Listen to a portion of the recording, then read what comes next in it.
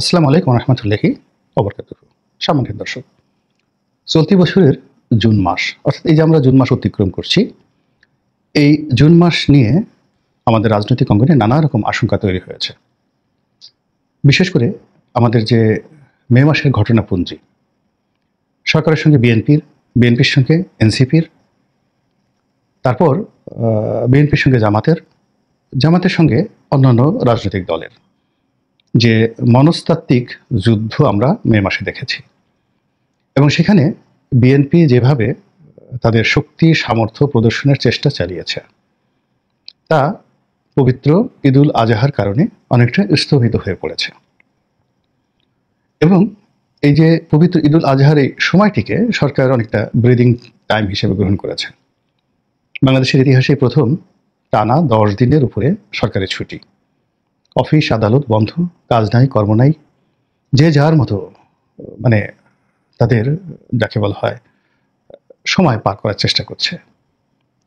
পুরো রাষ্ট্র যখন অর্থনৈতিক সংকটে দিশেহারা, এবং আমাদের অর্থনৈতিক সংকটটা যখন একেবারে তৃণমূল পর্যায়ে পৌঁছে গেছে, এবছর কোরবানির যে পশুর চামড়া বিক্রি ক্রয়, কোরবানির পশুর হাট এবং সেই পশুর হাটের ক্রেতা বিক্রেতা ইজারাদার এবং যারা কোরবানি দিয়েছেন তারা সহ এই বছর যারা হজে গিয়েছেন, যে হৃদয় বিদারক দৃশ্য বিভিন্ন জায়গাতে হয়েছে এবং প্রতিনিয়ত হচ্ছে অভাবের কারণে, অর্থনৈতিক সংকটের কারণে। এরকম অবস্থা আমাদের এই বাংলাদেশে ইতিপূর্বে কখনো ঘটেনি। আর এরকম ঘটনা যখন ঘটছে, অর্থাৎ একদিকে কান্না, আবার অন্যদিকে মহল বিশেষের আনন্দ এবং উল্লাস। যাদের হাতে টাকা আছে তারা এই সময়টিকে নিজেদের জন্য স্বর্গরাজ্য বানানোর চেষ্টায় তারা ব্যস্ত। আমরা সেই যে বেগম পাড়ার কথা শুনেছিলাম, সেই বেগম পাড়া ফুলে ফেপে আওয়ামী লীগ জমানাতে রীতিমতো বটবৃক্ষে পরিণত হয়েছিল। আর এখন সেই বেগম পাড়ার যে বিস্তৃতি, এটি এখন সুন্দরবন ছাড়িয়ে আমাজনের জঙ্গলে পরিণত হয়েছে। এই অল্প সময়ের মধ্যে বহু মানুষ অঢেল অর্থের মালিক হয়ে তারা London, America, Dubai, Singapore, Canada, প্রায় সব জায়গাতেই টাকা পাচারের একটা অধিক্ষেত্র তৈরি করে নিজেদের এবং তার পরিবারের ভবিষ্যৎকে অর্থবিত্ত এবং ক্ষমতায় তারা একেবারে জৌলুসপূর্ণ করার জন্য গত 10 মাসে যে সকল কর্মকাণ্ড করেছেন এবং আমরা যেগুলো শুনতে পেরেছি, পত্রপত্রিকায় এসেছে, এগুলো রীতিমতো লোমহর্ষক।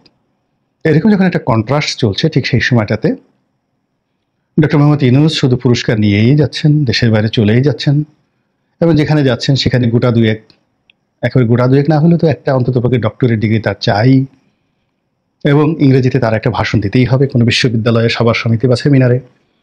এরপরে বিদেশিদের সঙ্গে তার ছবি তুলতে হবে। মানে এরকম একটা মানসিক একটা অস্থিরতা আমরা যারা দেখছি, যারা করছি, বা যারা এর দায় পরিশোধ করছি, সবার জন্য একটা অস্বস্তিকর অবস্থা তৈরি হয়ে গেছে। তো যেটা বলছিলাম যে যখন জুন মাস শুরু হলো, তখন থেকে মূলত পবিত্র ঈদুল আজহার ছুটি বন্ধ হয়ে গেল। কিন্তু এই ছুটির আগে অনেকগুলো অসমাপ্ত কর্ম রয়ে গেছে। যেমন ঢাকা দক্ষিণ সিটি কর্পোরেশনের মেয়র পদ নিয়ে বিএনপি এবং সরকার একেবারে রীতিমতো মুখোমুখি অবস্থানে, কেউ কাউকে এক চুল ছাড় দিতে নারাজ, এবং এটা এই অফিস আদালত খোলার পর আবার নতুন করে শুরু হবে। এরপর সরকারের জুলাই চার্টার, এটা নিয়ে সেনাবাহিনীর সঙ্গে, পুলিশের সঙ্গে, বিএনপির সঙ্গে, রাজনৈতিক দলের সঙ্গে একটা ভীষণ রকম যাকে বলা হয় কুরুক্ষেত্র তৈরি হবার সম্ভাবনা রয়েছে। অর্থাৎ সরকার যদি যেভাবে একটা জুলাই চার্টার মানে একটা বিপ্লবী সরকার করতে চায়, এবং সেই বিপ্লবী সরকার করতে গিয়ে ডক্টর মোহাম্মদ ইউনূসকে আরও ক্ষমতাধর, তাকে রাষ্ট্রপতি হিসেবে নিয়োগ দান থেকে শুরু করে আরও যা কিছুই করা হোক না কেন জুলাই চার্টারের অধীনে, তখন সেই বিপ্লবী সরকারের সঙ্গে এখন যেভাবে বিএনপি মোলাকাত করছেন বা বিএনপি যেভাবে তাদের সঙ্গে কথাবার্তা বলছেন, এটি বিপ্লবী সরকারের সঙ্গে একেবারেই সম্ভব হবে না। এটা মোর দেন মার্শাল ল, তার চেয়েও বড় কিছু হয়ে যাবে। ফলে এখন অনেকের যে আকুতি, অনেকের থ্রেট বা ক্ষমতার যে বিকেন্দ্রীকরণ, বিভিন্ন জায়গা থেকে ক্ষমতা যে এখন পরিচালিত হচ্ছে, ওটা বিপ্লবী সরকার হলে থাকবে না। এবং সরকার সেই জুলাই চ্যাটার ঘোষণার মাধ্যমে একটা বিপ্লবী সরকার গঠনের দিকে যাচ্ছে, এবং এটা ছাড়া তাদের আর কোনো উপায় নেই এই মুহূর্তে। অন্যদিকে নির্বাচনে তিনটি সম্ভাবনা এবং তিনটি আতঙ্ক, এবং একটি যাকে বলা হয় ত্রিমুখী সংঘর্ষ ধেয়ে আসছে, যেটি জুন মাসে শুরু হবে, জুলাই আগস্টে গিয়ে এটি একেবারে চূড়ান্ত রূপ ধারণ করবে। শোনা যাচ্ছে যে সরকার প্রথম থেকে যেটা চাচ্ছে, যে সরকার একটি নির্বাচন করতে চাচ্ছে, স্থানীয় সরকার নির্বাচন জাতীয় নির্বাচনের আগে। This is the first problem. BNP সর্বশক্তি দিয়ে তারা চাচ্ছে যে জাতীয় নির্বাচনের আগে কোনো স্থানীয় সরকার নির্বাচন হবে না। তো সরকার যে ব্লু প্রিন্ট নিয়ে এগুচ্ছে, সেখানে তাদের জন্য জাতীয় নির্বাচনের আগে অবশ্যই টিকে থাকতে হলে তাদেরকে স্থানীয় সরকার নির্বাচন করতে হবে, এবং এইভাবেই তারা তাদের মাস্টার প্ল্যান তৈরি করেছে।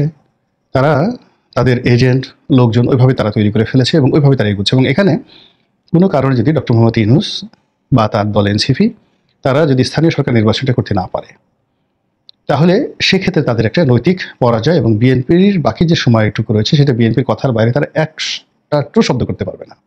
গেল দ্বিতীয় সমস্যা। তৃতীয় সমস্যা হলো যে একটা গণভোট, সংবিধান প্রণয়নের জন্য নতুন সংবিধান প্রণয়ন, আগের সংবিধান বাতিল, অথবা একটা বিপ্লবী সরকারের যে ম্যান্ডেট, মানে বিপ্লবী সরকার তারা সিদ্ধান্ত নিল এবং ওটার এগেনস্টে তারা একটা গণভোট করলো, হোয়াট এভার মেবি, গণভোট যে কোনো বিষয় হতে পারে।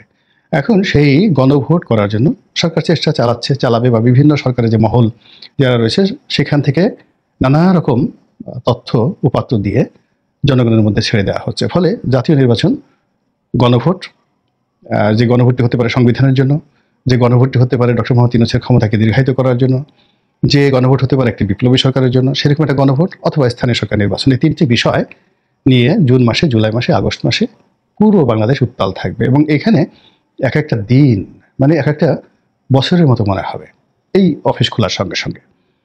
এখন এই কাজের জন্য কিন্তু প্রত্যেকটা রাজনৈতিক দল তারা ইতিমধ্যে বিভক্ত হয়ে গেছে। যারা ডক্টর মোহাম্মদ ইউনূসকে সহযোগিতা করবেন তারা ডক্টর মোহাম্মদ ইউনূসের এজেন্ডাগুলো বাস্তবায়ন করার জন্য প্রাণান্ত চেষ্টা করে যাচ্ছেন।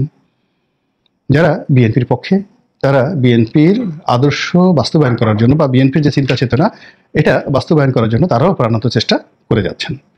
তো এই যে একটা অবস্থা, এই অবস্থাতে প্রায় সব পক্ষই একটি মুখোমুখি অবস্থানে পৌঁছে গেছে। এবং সেই যে মুখোমুখি অবস্থান, সেই মুখোমুখি অবস্থানটি যদি বিদ্রোহে চলে যায়, বিপ্লবে চলে যায়, এবং তার সঙ্গে দেশি এবং বিদেশি যে বিভিন্ন পক্ষ তারা যুক্ত হয়ে যায়, তাহলে যে সর্বনাশ আমাদেরকে গ্রাস করবে, সেই সর্বনাশের কবল থেকে আমরা আগামী 10 বছরও বেরোতে পারবো না। এবং সেগুলো আলটিমেটলি শুরু হয়ে গেছে সব দিক থেকে। এবং আপনি দেখবেন যে সবাই চূড়াগুপ্ত হাসি দিচ্ছে। আমাদের সেনাবাহিনী প্রধান তিনি অপ্রত্যাশিতভাবে রাষ্ট্রীয় প্রোটোকল রক্ষার কথা বলে বা সম্পর্ক স্থাপনের কথা বলে বা জাস্ট কার্টিসি ভিজিটে তিনি প্রধান উপদেষ্টার সঙ্গে দেখা করলেন, যেটা অপ্রত্যাশিত ছিল। আবার একই সঙ্গে তিনি রাষ্ট্রপতির সঙ্গে দেখা করলেন, যেটি ডক্টর মোহাম্মদ ইউনূসের জন্য একেবারে একটা যাকে বলা হয় বিব্রতকর পরিবেশ পরিস্থিতি। ওদিকে বহুদিন পর সেনাপ্রধানকে রাষ্ট্রপতি শাহাবুদ্দিন চুপ্পু পেয়ে মানে একেবারেই মনে হয় যেন ত্রাণকর্তাকে যেভাবে পেলে মানুষ 2 হাত দিয়ে চেপে ধরে, ঠিক ওইভাবে তিনি সেনাপ্রধান জনাব ওয়াকারুজ্জামানের 2 হাতকে তিনি চেপে ধরেছেন। পুলিশ একেবারে নীরব। অন্যদিকে সেনাবাহিনী অধিকতর তৎপর অতীতের যে কোনো সময়ের চাইতে। এই ঈদকে নির্বিঘ্ন করার জন্য তারা যেভাবে ক্ষমতার এক্সারসাইজ দেখিয়েছে, বেদম প্রহার করেছে, আইন শৃঙ্খলা রক্ষা করার জন্য কঠোর হয়েছে, তার সঙ্গে সঙ্গে সারা দেশে তারা ব্যাপক তল্লাশি চালিয়েছে। এবং আশ্চর্যজনক ব্যাপার হলো যে তারা সেই একজন সমন্বয়কের বাড়ি থেকে তারা একটি স্নাইপার রাইফেল তারা উদ্ধার করেছে। তো এটি একটা অ্যালার্মিং যে কিছু একটা হচ্ছে, কাউকে ফাঁসানোর চেষ্টা করা হচ্ছে, কাউকে টার্গেট করে এগোনোর চেষ্টা করা হচ্ছে বিভিন্ন মহল থেকে। ডক্টর মোহাম্মদ ইউনূস ঘোরাফেরা করছেন এখানে বন্দর নিয়ে, করিডোর নিয়ে, তারপরে শেষে বন্দর, করিডোর, এই সমস্ত বিষয় নিয়ে ডক্টর মোহাম্মদ ইউনূস একচুল ছাড় দিতে এখন পর্যন্ত তিনি রাজি নন। ফলে আসলে আমরা কি করছি, কি হচ্ছে, এই জুন মাসে কি হবে, এগুলো নিয়ে সরকারের গোয়েন্দা বিভাগ নিঃসন্দেহে তৎপর আছে। এবং তারা তো অবশ্যই ডক্টর মোহাম্মদ ইউনূসকে জানাচ্ছেন যেটি তাদের জানানো দরকার। এবং একই সঙ্গে কাউন্টার ইন্টেলিজেন্সও আছে, কিন্তু অনেক বিদেশি গোয়েন্দা সংস্থা বাংলাদেশের বিষয় নিয়ে কিন্তু কাজ করছে। এবং আপনারা জানেন যে শেখ হাসিনার পতনের ঠিক 6 মাস আগের থেকে দেশি বিদেশি গোয়েন্দা সংস্থা কিন্তু কনফার্ম হয়ে গিয়েছিল যে শেখ হাসিনা চলে যাচ্ছে, কিন্তু যারা ক্ষমতাধর তারা সেই জিনিসগুলো কাউন্ট করেননি, কিংবা আমরা ওই জিনিসগুলো জানি না। কিন্তু এখন আমাদের রাষ্ট্রের অভ্যন্তরে যে সকল ক্ষত দেখা দিয়েছে, সেই ক্ষতগুলো কিন্তু যারা রাষ্ট্রের প্রহরায় নিয়োজিত, সেটা সেনাবাহিনী বলেন, পুলিশ বাহিনী বলেন, অন্য যারা বলেন, সবাই এই ক্ষতগুলো সম্পর্কে ওয়াকিবহাল। এবং তাদের সে সকল প্রতিবেদনে তারা নিজেরা যেভাবে প্রতিবেদন তৈরি করছেন, তার সঙ্গে সঙ্গে সংশ্লিষ্ট দপ্তরে, সরকারি এবং অনেক বেসরকারি যাদের সাথে সম্পর্ক ভালো আছে, রাজনৈতিক দলের কাছে, বেসরকারি প্রতিষ্ঠানের কাছেও কিন্তু এই সকল গোয়েন্দা প্রতিবেদন চলে যাচ্ছে, যেগুলো জুনকে কেন্দ্র করে শুরু হবে, জুলাইতে একেবারে উত্তাল হয়ে পড়বে, আর আগস্টে গিয়ে একটা চূড়ান্ত পরিণতির দিকে বা শেপের দিকে আসবে। আল্লাহ আমাদেরকে হেফাজত করুন, রক্ষা করুন এবং দয়া করুন। আসসালামু আলাইকুম রহমতুল্লাহি ওয়া বারাকাতুহু।